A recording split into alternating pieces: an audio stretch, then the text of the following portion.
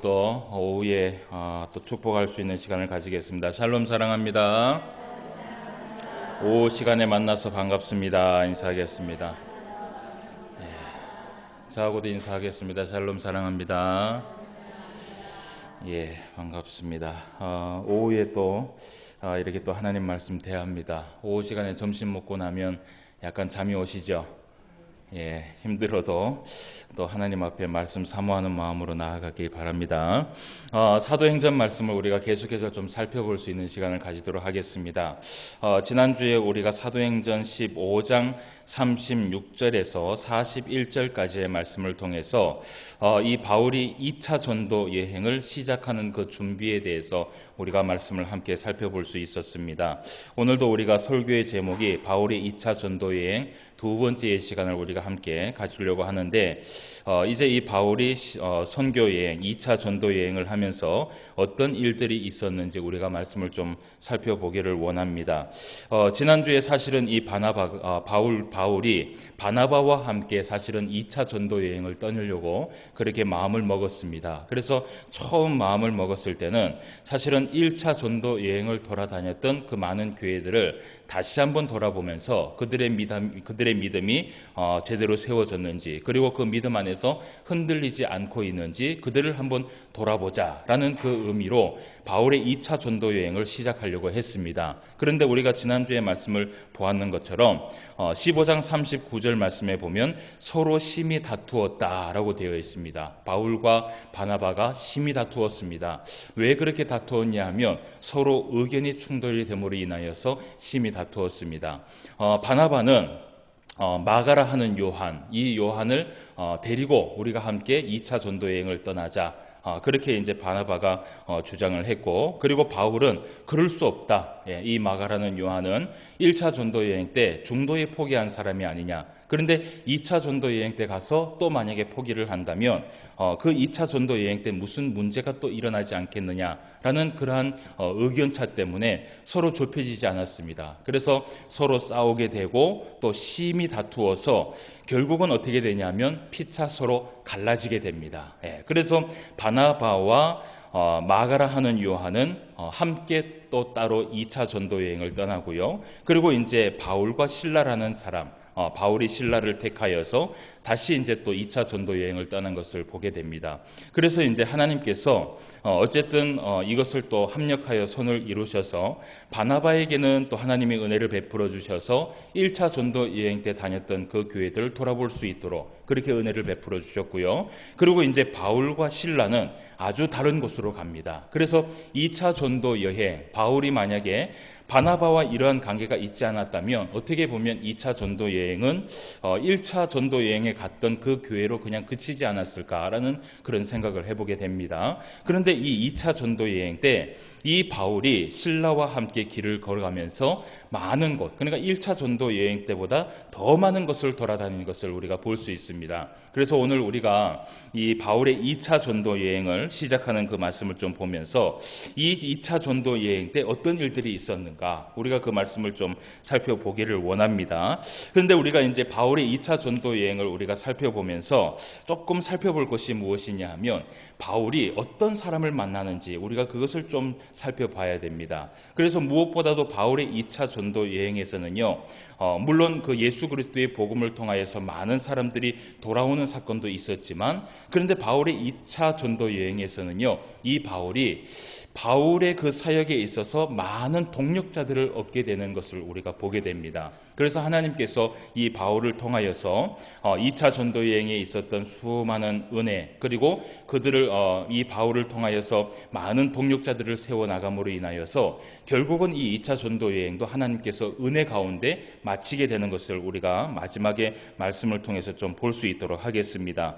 자, 2차 전도 여행을 우리가 좀 함께 살펴볼 텐데요. 오늘 우리가 본문 말씀을 좀 살펴보겠습니다. 16장 1절 말씀을 한번 봅시다. 16장 1절 말씀 말씀부터 이제 바울과 실라가 2차 전도 여행을 시작을 합니다. 2차 전도 여행을 시작하는데 오늘 어느 곳을 돌아다녔느냐 하면 바울이 말씀을 합니다. 16장 1절입니다. 바울이 더베와 르스드라에도 이르메라고 이야기를 합니다. 이 바울이 2차 전도 여행의 시작으로 간 곳이 어디냐 하면 더베라는 곳과 그리고 르스드라라는 곳에 도착을 하게 됩니다. 그런데 이제 오늘 우리가 본문 말씀에 보았던 것처럼 이 바울의 2차 전도 여행 가운데 한 사람을 만나게 되는 것을 보게 됩니다.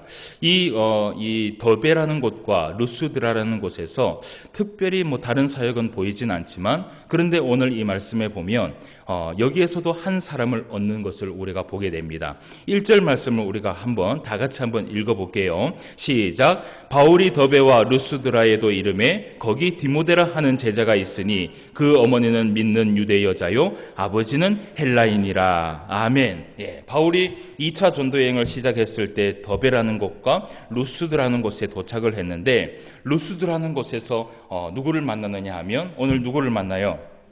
디모데를 만나게 됩니다. 이 디모데, 여러분 우리가 잘 알고 있는 것처럼 이 디모데는요 바울에게는 아들이라고 이야기할 정도로 아주 아끼는 제자라고 할 정도로 이 디모데를 굉장히 아꼈고요. 이 디모데가 여기에 2차 전도 여행의 시작을 통하여서 디모데가 바울을 함께 합니다. 그러니까 이 디모데가 정말 바울에게 있어서는 일생일대에 정말 귀한 사람이라는 것을 우리가 알 수 있는 것이 이 디모데가요 바울이 마지막 선교 여행을 통하여서 마지막에 이 바울이 순교를 당하는 그 순간까지 그 자리에 누가 있었냐면 바로 디모데가 있었습니다. 그러니까 바울의 2차 전도 여행 때 가장 첫 번째 만났던 가장 소중한 사람, 그것이 누구냐면 바로 디모데였습니다. 그래서 우리가 디모데라는 사람을 조금 살펴보면서 우리가 말씀을 조금 나눠보기를 원해요. 이 디모데라는 이 이름은 원래는 티메디오스라고 되어 있어요. 티메디오스라고 얘기해서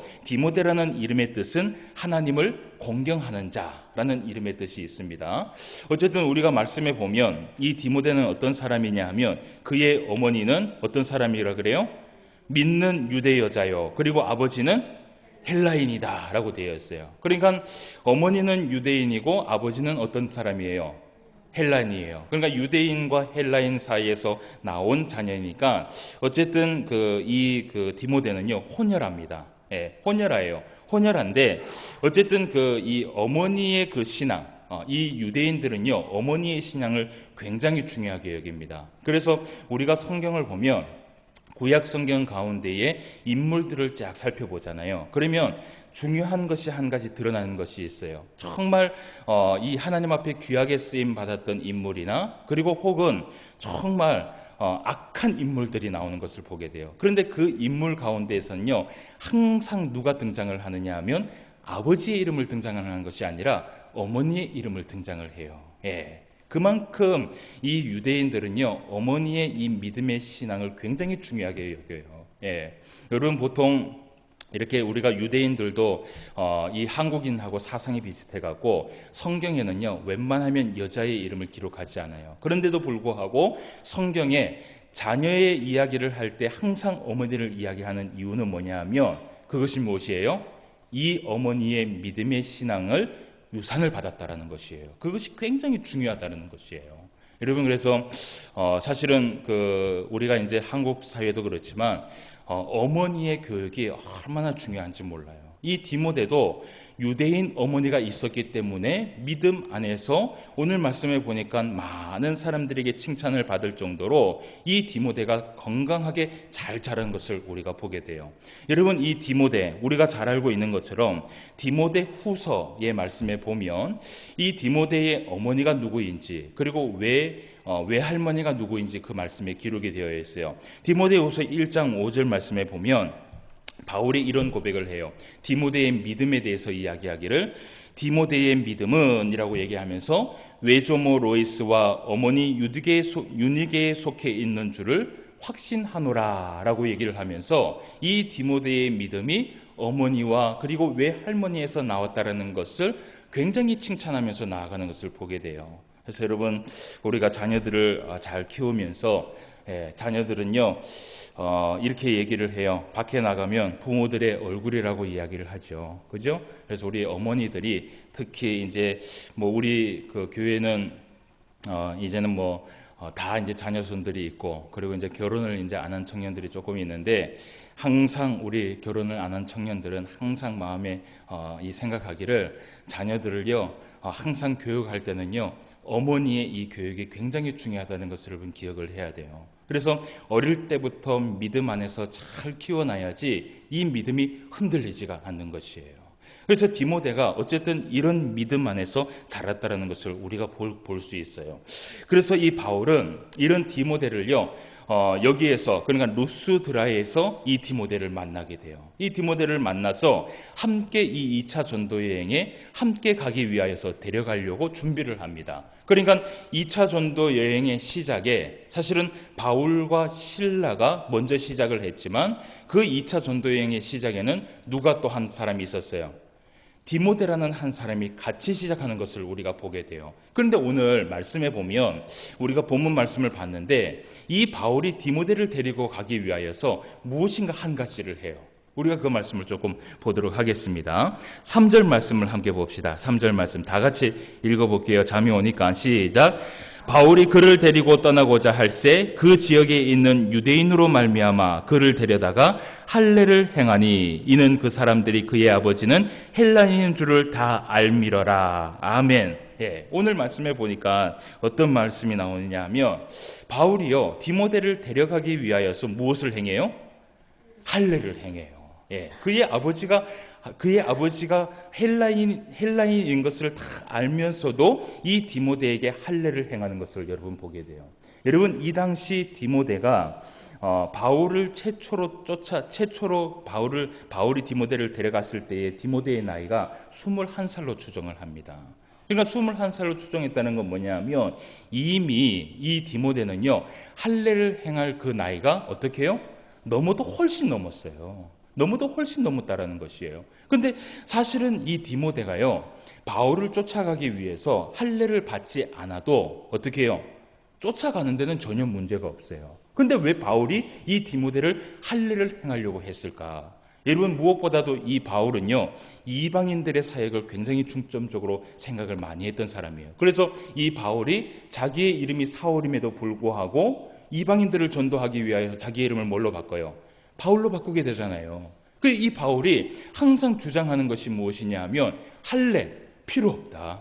할례가 우리를 구원시켜 주는 것이 아니라 예수 그리스도를 믿음으로 인하여서 우리가 구원을 받는 것이다. 이렇게 주장을 했어요. 그래서 우리가 지지난주에 2주 전에도 사실은 예루살렘 총회에 대한 말씀을 봤잖아요. 그것에서도 이 바울과 바나바가 예루살렘 총회에 올라가서 이 부분을 정확하게 해달라. 할례를 받아야 구원을 받느냐, 안 그러면 예수님을 믿으면 구원을 받느냐, 그것까지 확신을 다 하고 내려왔단 말이에요.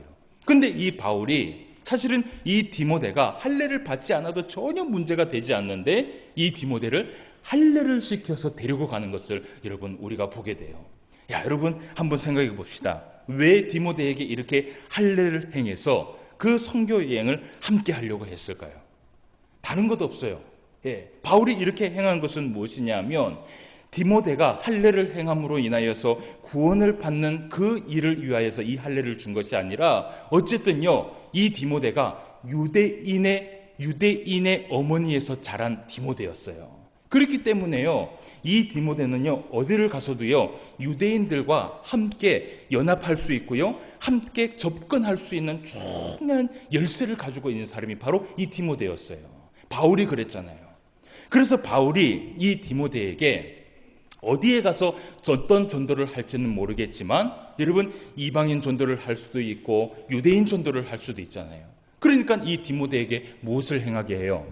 할례를 행하게 하는 것이에요. 여러분 21살 때 할례를 행하면요 힘들어요. 여러분 안 해도 괜찮아요. 그런데 이것을 했는 이유는 뭐냐면 오직 한 가지예요. 뭐예요? 한 영혼이라도 하나님 앞에 돌아오기 위한 이 바울의 선택이라는 것을 우리가 보게 돼요. 여러분, 우리가 보통 신앙생활을 하면요 우리가요 참 이 세상에 살아갈 때에 참 손해보고 살아가는 것이 너무나 많아요. 그렇잖아요. 믿는 사람이라고 얘기를 해서 믿는 사람은 무조건 참아야 되고요. 믿는 사람은 무조건 양보해야 되고요. 이 믿는 사람, 이 믿는 예수님을 믿는다라는 그것 때문에 여러분 욕을 얻어먹으면서 살아가는 것이 너무나 많이 있어요. 예수님께서 마태복음 5장에 보면 우리에게 뭐라고 얘기를 하냐면 우리는요 이 세상의 소금과 빛으로 하나님께서 불렀다라고 얘기를 해요. 그래서 우리는요 이 땅에서 어떤 삶을 살아가야 되냐면요 빛과 소금의 역할을 감당하면서 살아가야 돼요. 그런데 예수님께서 그 가운데에서 뭐라고 얘기를 하시냐면 5장 38절 그러니까 마태복음 5장 38절과 42절 말씀에 보면 이런 말씀을 해요. 너희는 빛과 소금의 삶을 살아가야 된다라고 얘기를 하면서 그 가운데에서 무슨 말씀을 하시냐면 만약에 너희들이 살아가다가 오른밤을 맞거든 어떻게 하라 그래요? 오른밤을 때리라 그래요? 오른밤을 맞거든 왼밤도 내밀으라고 얘기를 해요. 그러니까 이 세상에 우리가 그리스도인으로 살아가면서 우리가요 사실은 여러분 오른밤을 맞았어요. 그죠? 기분이 어때요? 좋아요? 오른밤을 때렸는데 기분 좋아할 사람이 있어요 없어요? 없어요. 그러면 내가 오른밤을 아무 이유 없이 탁 맞았어요. 그러면 나도요 오른밤을 때릴 수 있어요 없어요? 내가 아무 이유 없이 오른밤을 맞았어요. 그래서 나도 오른밤을 때렸어요. 그러면 다른 사람이 나를 욕할 사람이 있어요 없어요? 욕할 수 없어요. 나도 아무 이유 없이 맞았기 때문에 오른밤을 때릴 수 있어요. 그런데 예수님은 뭐라고 얘기하냐면 너희들은 세상의 빛과 소금으로 부름을 받았다. 그러니 이 땅에 살아가면서 손해를 보라는 것이에요. 오른밤을 맞았으면 왼밤을 내밀라는 것이에요. 이것이 바로 예수님께서 우리에게 가르쳐 주신 말씀이라는 것이에요. 그러면서 또 예수님께서 뭐라고 말씀하시냐면 어떤 사람이 우리에게 속옷을 가지려고 그렇게 이야기한다면 예수님이 뭐라고 얘기하냐면 뭐라고 얘기해요? 겉옷까지 내주라는 것이에요. 여러분 사실 누군가가 속옷을 달라고 얘기를 하면 그죠?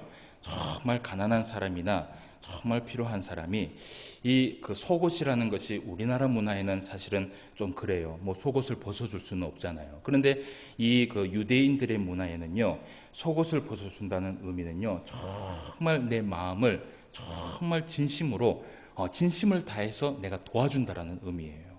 근데 예수님은 뭐라고 얘기하냐면 도와주되 속옷뿐만 아니라 겉옷까지도 다 내어주라는 것이에요. 만약에 여러분 정말 우리가 가난한 사람이나 불쌍한 사람이 있어서 속옷까지 내어주는 그런 마음이 있어서 여러분 속옷을 내어줬어요. 그러면 칭찬받을 일입니까? 안 그러면 징계를 받을 일입니까? 칭찬받을 일이에요. 그러면 속옷만 나눠줘도 괜찮아요. 속옷만 벗어줘도 괜찮아요. 그런데 예수님은 뭐라고 얘기하냐면 그 손해본 거에서 나누어준 거에서 더 나누어 주라는 것이에요. 속옷뿐만 아니라 겉옷까지도 다 나누어 주라는 것이에요. 이것이 바로 예수 그리스도인이 빛과 소금의 역할을 감당하면서 살아가는 모습이라는 것이에요. 자, 그리고 또 예수님께서 한 가지를 얘기했어요. 어떤 사람이 억지로라는 말이 있어요. 성경에 보니까 억지로 우리에게 오리를 좀 같이 가주십시오 라고 얘기를 하면 예수님은 뭐라고 얘기해요? 심리를 같이 가라 라고 얘기를 해요. 억지로. 그러니까 억지로 가는 거예요. 야, 오리만 좀 같이 가주라. 요만큼만 같이 가주라. 그러면은 여러분 정말 억지로라도 오리를 함께 가주면 그 사람은 칭찬받을 사람이에요? 징계를 받을 사람이에요? 칭찬을 받아 마땅한 사람이에요. 그런데 예수님은 거기에서 어떻게 해요? 심리를 더 가주라는 거예요.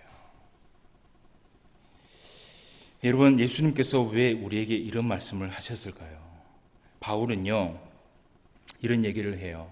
바울이 나는 스스로 종이 될 이유도 없고 많은 사람들에게 종이 되어서 그들을 위하여서 내가 헌신할 이유도 없다. 그러나 바울이 얘기를 해요.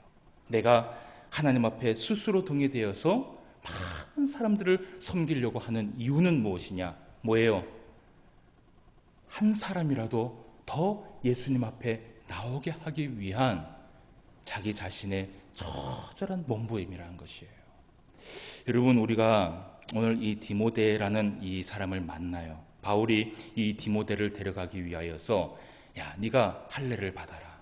제가 생각했을 때는 이 디모데가 할례를 굳이 받을 필요가 있을까라고 생각을 했을 거예요. 왜냐하면 여러분 21살 때까지 사는데 아무 문제 없었잖아요. 그리고 유대인의 어머니의 그런 믿음 안에 있으면서도 사실은 이 믿음이 견고했고요. 흔들리지 않았어요. 그런데 바울이 선뜻 얘기했어요. 네가 선교를 가기 위하여서 무엇을 하라고요? 할례를 하자. 그때 이 디모데가 더 많은 사람, 한 사람이라도, 그 많은 사람들 가운데 한 사람이라도 구할 수 있다면 내가 할례를 받겠습니다. 그렇게 해서 할례를 해갖고 함께 선교 여행을 떠난 것을 우리가 보게 돼요. 여러분, 우리가 신앙생활을 하면서 이런 일들이 있습니다. 여러분, 우리가 헌신하고 손해를 보고 더 나누어져야 되고, 오른밤을 맞으면 왼밤을 대줘야 되고, 이런 일들이 있지만, 그러나 감당합시다. 십자가를 집시다. 왜? 무엇 때문에? 한 사람이라도, 한 영혼이라도 정말 이 모든 세계에 있는 인구가요, 만약에 이 1,000만 명이라고 얘기합시다. 그 1,000몇 명 가운데 내가 전도를 하는데 나의 이 헌신 때문에 한 사람을 하나님 앞에 데리고 올 수 있다면, 여러분, 우리의 헌신은요 결코 하나님 앞에 부족함 없는 헌신일 줄 믿어요. 하나님은 그 헌신을 통하여서 하나님은 영광을 받으시고요, 하나님은 그 헌신을 통하여서 오늘도 하나님께서 기뻐하신다라는 것이에요. 여러분, 하늘에서 한 영혼이 하나님 앞에 은혜를 받아서 돌아오게 되면요, 하늘에서는 뭘 한다 그래요? 천국 잔치를 벌인다 그래요. 그만큼 하나님은 한 영혼을 굉장히 소중하게 여기세요. 그런데 우리 자신이 그 한 영혼을 정말 소중하게 여기서 나를 헌신하잖아요. 그러면 하나님은 누구를 좋아할까요? 하나님 앞에 돌아온 사람도 좋아하시겠지만, 그 사람을 돌아오게 한 영혼을 바라본 그 사람을요, 하나님은 정말 한없이 감사하고 그 사람을 정말 기뻐하고 좋아할 거예요. 하나님이 기뻐할 수 있는 저와 여러분 되시기를 주님의 이름으로 축원함을 드립니다. 그래서 오늘 이 바울이 디모데를 데리고 2차 전도 여행을 본격적으로 시작을 합니다. 자, 본격적으로 시작을 하는데 우리가 말씀을 조금 더 볼 필요가 있어요. 자, 6절 말씀부터 15절까지 말씀을 먼저 한번 보고 우리가 말씀을 나누도록 하겠습니다. 16장 6절입니다. 성령이 아시아에서 말씀을 전하지 못하게 하시거늘 그들이 부르기아와 갈라디아 땅으로 다녀가 무시아 앞에 이르러 비누니아로 가고자 애쓰되 예수의 영이 허락하지 아니하시는지라. 무시아를 지나 두로아로 내려갔는데 밤에 환상이 바울에게 보이니 마게도냐 사람 하나가 서서 그에게 청하여 이르되 마게도냐로 건너와서 우리를 도우라 하거늘 바울이 그 환상을 보았을 때 우리가 곧 마게도냐로 떠나기를 힘쓰니 이는 하나님이 저 사람들에게 복음을 전하라고 우리를 부르신 줄로 인정함이러라. 우리가 드로아에서 배를 떠나 사모드라게로 직행하여 이튿날 네아폴리로 가고 거기서 빌립보에 이르니 이는 마게도냐 지방의 첫 성이요 또 로마의 식민지라. 이 성에서 수일을 유하다가 안식일에 우리가 기도할 것이 있을까 하여 문밖 강가에 나가 거기 앉아서 모인 여자들에게 말하는데 두아디라 시에 있는 자색 옷감 장사로서 하나님을 섬기는 누리아나 하는 한 여자가 말을 듣고 있을 때 주께서 그 마음을 열어 바울의 말을 따르게 하신지라. 그와 그 집이 다 세례를 받고 우리에게 청하여 이르되 만일 나를 주 믿는 자로 알거든 내 집에 들어와 유하라 하고 강건하여 머물게 하니라. 아멘. 우리가 이제 6절부터 15절까지의 말씀을 봤습니다. 이제 바울이 본격적으로 2차 전도 여행을 시작하면서 바울이 이제 어디에서 이제 머물게 되는지 그리고 어디로 이제 이동하는지 우리가 말씀을 좀 보려고 해요. 자, 6절 말씀에 보면 성령이 아시아에서 말씀을 전하지 못하게 하시거늘이라고 얘기를 하면서 이 바울이 어디로 향했어요? 부르기아와 갈라디아 땅으로 다녀가 어디에 있습니까? 마지막에 무시아라는 곳에 앞에 이르게 됐어요. 이 7절 말씀에 보니까 무시아라는 곳에 딱 앞에 이르게 됐는데 이 바울과 그리고 실라와 디모데가 이 무시아라는 곳에서 원래는 어디로 가려고 해요? 어디를 가려고 애썼어요? 안 보이는가요? 7절 말씀. 무시아 앞에 이르러 어디로 가고자 했어요? 비두니아로 가고자 애쓰다라고 얘기를 해요. 예. 이 무시아라는 앞에서요, 바울과 디모데가 실로가요, 어디를 가려고 막 애를 쓰냐 하면 어쨌든 성령의 은혜를 받아서 여기까지 왔어요. 예. 여기 이 무시아라는 것이 딱 왔는데, 바울은요 어디를 가고자 했냐 하면 자꾸 이 비누니아로 가려고 했어요.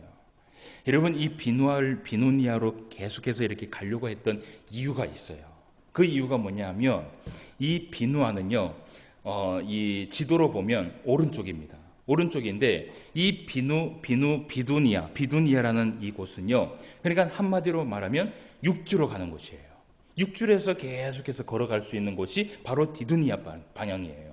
그런데 왼쪽으로, 만약에 반대 방향 왼쪽으로 가게 되면, 자, 이 드로아라는 곳으로 성령께서 자꾸 가게 하는 거예요. 근데 이 드로아라는 것이 왜 이 바울이 그렇게 가기 싫었느냐? 이 드로아라는 곳은 큰 항구 도시입니다. 그러니까 여러분 한번 생각해 보세요. 제가 저번에 말씀을 한번 드렸는데, 이 바울에게는요, 고질병이 있다 그랬어요. 뭐가 있다 그랬어요? 위장병이 굉장히 심했어요. 그래서 이 바울은 어떻게든지 간에 배를 안 타려고 어쨌든지 간에 이 바울은 육지로 하여튼 선교를 많이 다니려고 애를 썼던 사람 중에 한 사람이에요.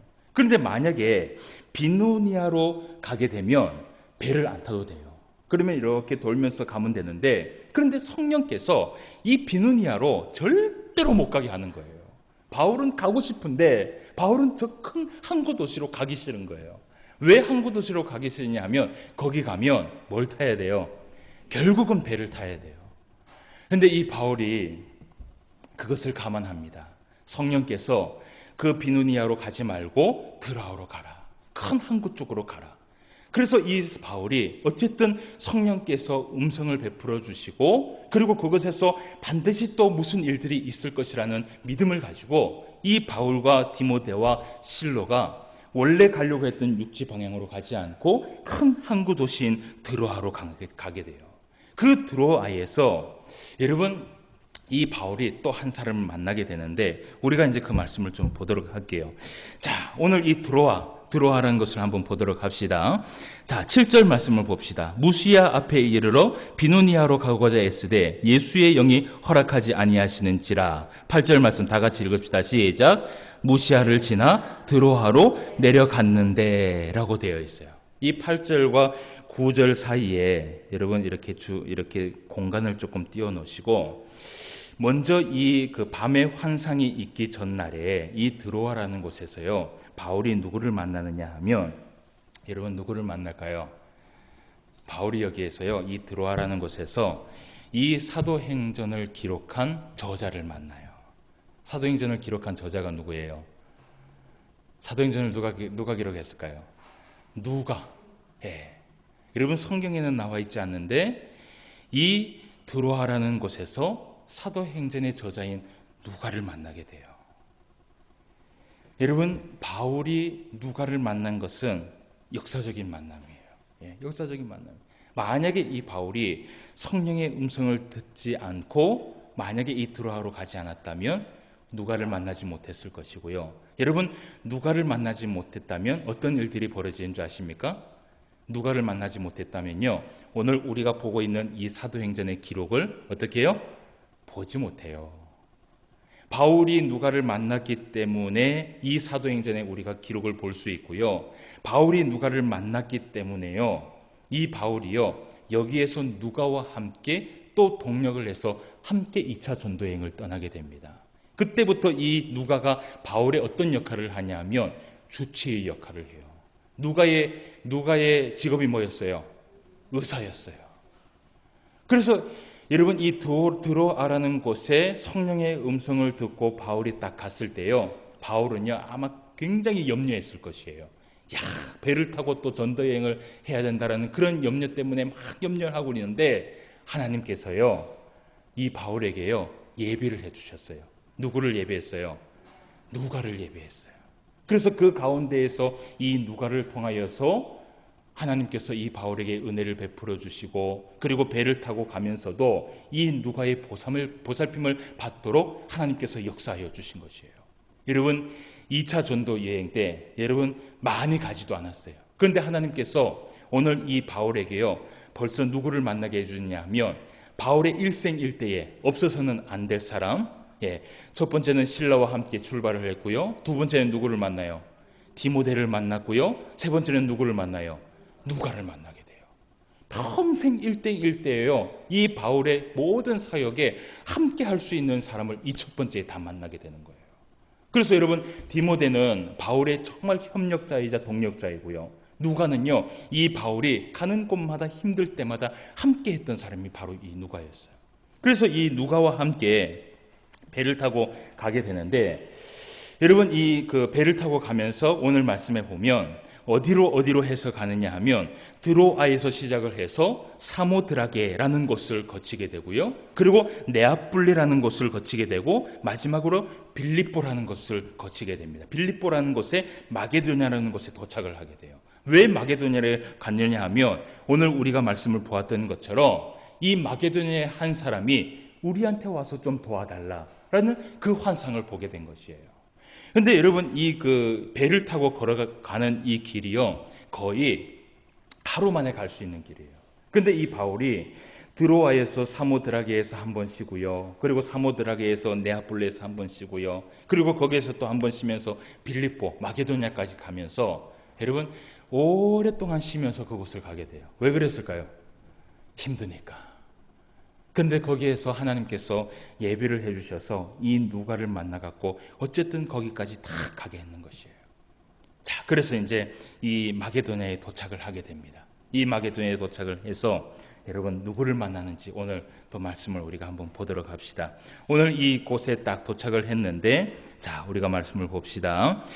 자, 12절 말씀을 봅시다. 거기서 빌립보에 이르니 이는 마게도냐 지방의 첫 성이요 또 로마의 식민지라 이 성에서 수일을 유하다가 안식일에 우리가 기도할 곳이 있을까 하여 문밖 강가에 나가 거기 앉아서 모인 여자들에게 말하는데 두아디라시에 있는 자색 옷 장사로서 하나님을 섬기는 누구를 만나요?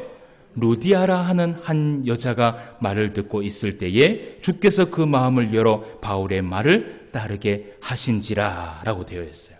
그래서 여러분 이 바울이 2차 전도 여행을 시작하면서 바울이 만난 것이 실라와 함께 했고 디모데를 만났고 누가를 만났고 그리고 오늘 이 마게도냐에서 오늘 마게도냐에서 오늘 이 자주장사였던 루디아를 만나게 돼요. 벌써 하나님께서 이 루디아를 만나게 하는데 여러분 이 루디아라는 이 여인도 어떤 여인입니까? 평생 동안 바울이 평생 사역을 하는데 이 바울의 재정적인 모든 부분들을 다 후원해 준 사람이 바로 루디아예요. 그러니까 여러분 2차 전도 여행에 만난 이 세 사람이요 바울과 평생 함께하는 사람을 하나님께서 만나게 해주신 것이에요. 여러분 오늘 말씀을 좀 정리를 합시다. 바울이 2차 전도 여행을 하면서 바울이 가기 싫어한 그곳을 성령께서 막 억지로 해갖고 이 바울을 가게 했어요. 그곳에서 디모데를 만나게 하고 누가를 만나게 하고 누가를 통하여서 또 많은 돌봄을 받으면서 또 그곳에서 루디아를 만나게 돼요. 이 세 명의 동력자를 하나님께서 어떻게 하냐면요 미리 하나님께서 예비를 해주시는 것이에요. 여러분 우리가 신앙생활 하면서요 복음을 전파하는 일에 한번 생각을 해봅시다.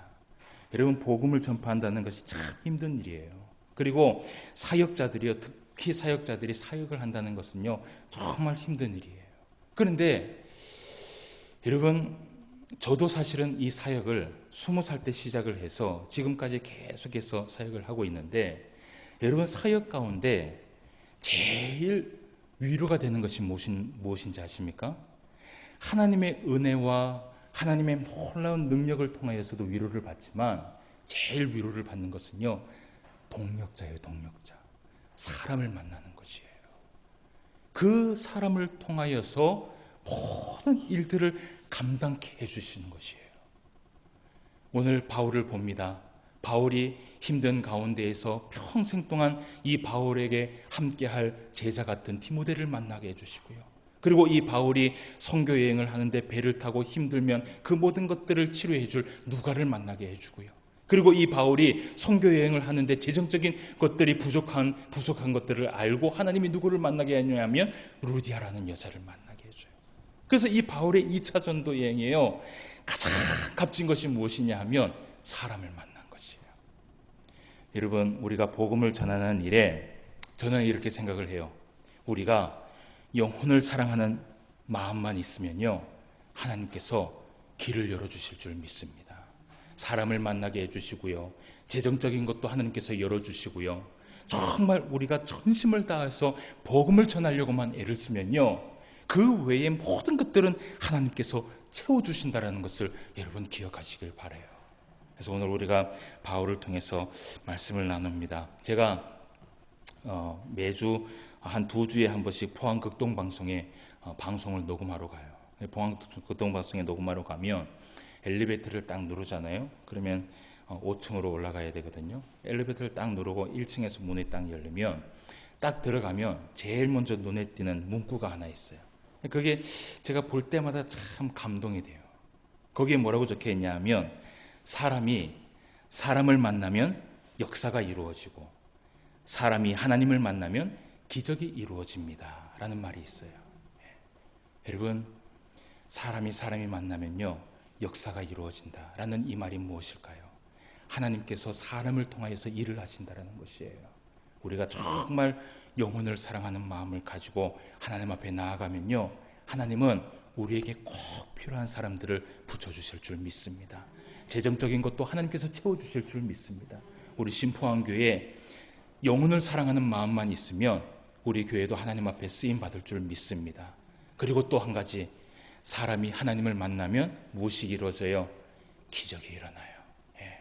이 믿음 여러분 흔들리지 아니하고 늘 하나님 앞에서 여러분 이 믿음 안에서 살아간다면 하나님의 놀라운 기적들을 늘 체험하면서 살아갈 줄 믿습니다. 기도드리겠습니다. 하나님 아버지, 은혜를 진심으로 감사함을 드립니다. 오늘 이 오후 시간에도 하나님의 말씀을 통하여서 귀한 말씀 마음에 담을 수 있도록 인도하여 주심을 감사함을 드립니다. 우리가 하나님 앞에 살아가면서 복음의 전도자로 살아갈 때에 아버지 하나님, 때로는 힘들고 어렵고 필요한 것들이 너무나 많이 있지만 그러나 우리가 영혼을 사랑하는 그 마음을 붙들고 나아갈 때에 우리 하나님께서 모든 것들을 책임져 주신다라는 그 믿음을 가지고 살아갈 수 있는 주의 성도들이 될 수 있도록 인도하여 주시옵소서. 앞으로 신포항교회도 많은 사람들에게 전도를 해야 됩니다.